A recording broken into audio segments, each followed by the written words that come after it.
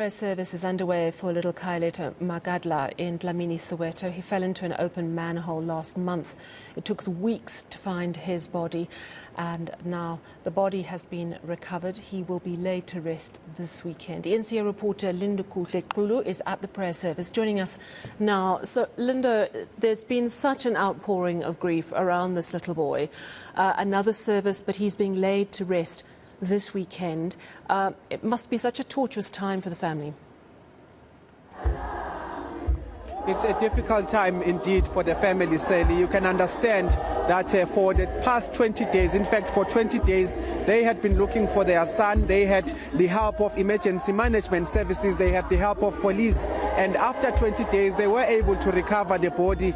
Just last week we were able to observe and be part of a memorial service for Khayalethu Magadla, the 6-year-old who fell into a manhole, and today is in fact one of the prayers that is being held by the community. It's being led by Jozi FM, a local radio station. They are basically helping the family to say that while you are edging ever so closely to actually being able to bury your son, which is going to be this Saturday, they are in fact coming here to pray with them. They are here to rejoice with them, and they are saying that they were here when it was time, when it was their time of grief.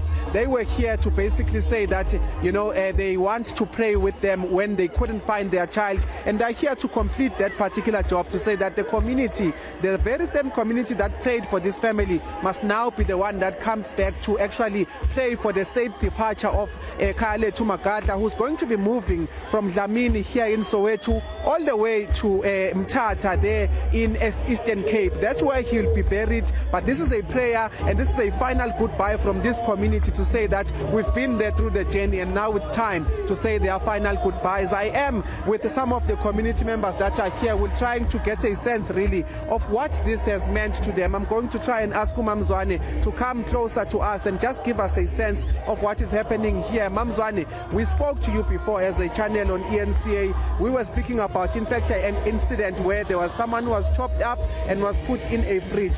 You are here today. This is a desperate cry from a community in Soweto and many townships to say that there's a lot of things that are happening that they do not understand, issues of violence, issues of gender-based violence. But you are here today about a child that fell into a manhole. What does it mean for you to be here today? It's really sad that every time we meet, it's at the time when it is really sad and difficult. Like you said, that the last time we met, we were talking about Sepang, and in fact every day we're talking about this, and my feeling is that there is something that the community has to do, and everybody else, the government and everybody else, has to play a part here. Talk to us about the fact that a lot of people are feeling let down by government. A lot of people are saying that police are not doing enough. This time around, they said Johannesburg Water did not do enough to guard against, the manholes that are not covered. But there is an outcry from the communities, particularly in Soweto, where we've seen all of these incidents. But there's an outcry from the community that nothing is being done. Do you believe that government should do some more? And what do you think about the fact that some are calling on the community themselves to uprise and actually deal with some of these situations? I think before we even go to the government, we should start as the community to make sure that we report these things. Because if you see that hole, and I mean, if the children were playing there, it means the hole has been there for a very long time. What did we do as the community? Did we report it? And yes, so unfortunately, when these things are reported as well, it takes too long for people to even fix things. I mean, when you come to here in Soweto, all the streets, there's a lot of water, and those things are reported. So however, I'm saying it has to start with us as community, and then we go to the government. Unfortunately, in most cases, and I've said this before, that the people that you need help from, you don't get it as much as you would, or as fast as you would like to have it. It takes the government for something like this to happen, for something to be fixed. And it's very, very sad. Because if this was reported, why was this hole not closed, so that we don't end up here? So in most cases, it's just that you don't know who to blame, but we have to look at ourselves as the community, and we look at our leaders, because we do have community leaders. Where are they? What are they doing? And then the government.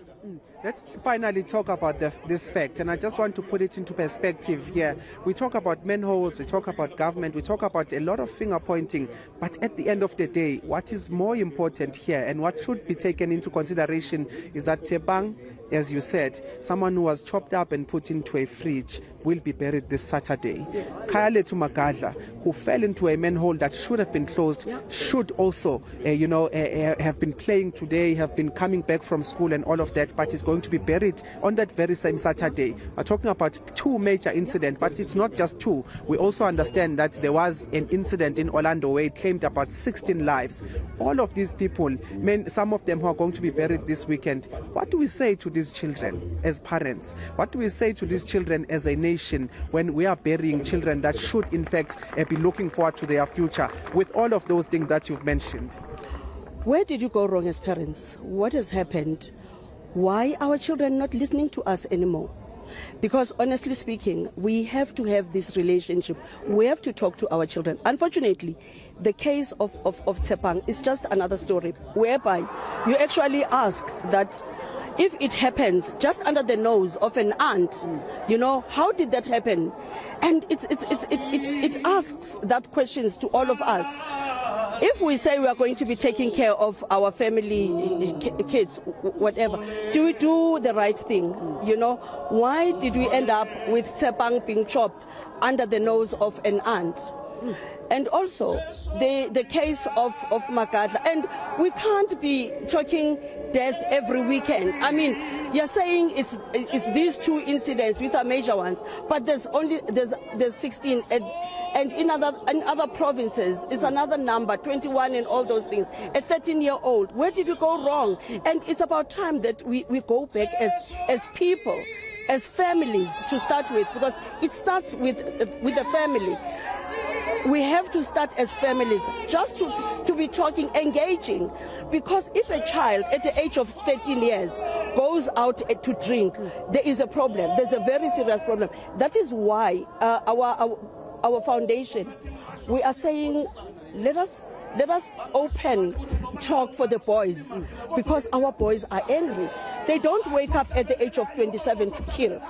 What has happened from childhood? Yes. Okay, we'll have to leave it there for now, Mama. Thank you so much for just sharing with us some of your sentiments. I'll let you go. Thank you so much, Mama. But this is one of the people that is attending here. Unfortunately, she attends here as one of the people that has also been, at the receiving end of some of the violence and the incidents that are taking place in and around some of the townships in the country. But she speaks about the fact that as much as, there are people that need to be held accountable, it is in fact, it starts from one individual, it starts from everyone to say that how do we fix this and come up with solutions, which is something that is being called for today. This is a prayer, but at the same time, it's an introspection for a lot of people here to say that where we've gone wrong now, how do we fix it and how to move forward and actually try to rectify some of those issues that have brought us into this particular stage. Yes, indeed. Such important point she made. Much food for thought at this memorial for little Khaya Magadla, who will be laid to rest this weekend. Thank you so much to our reporter at that event, Lindokuhle Xulu.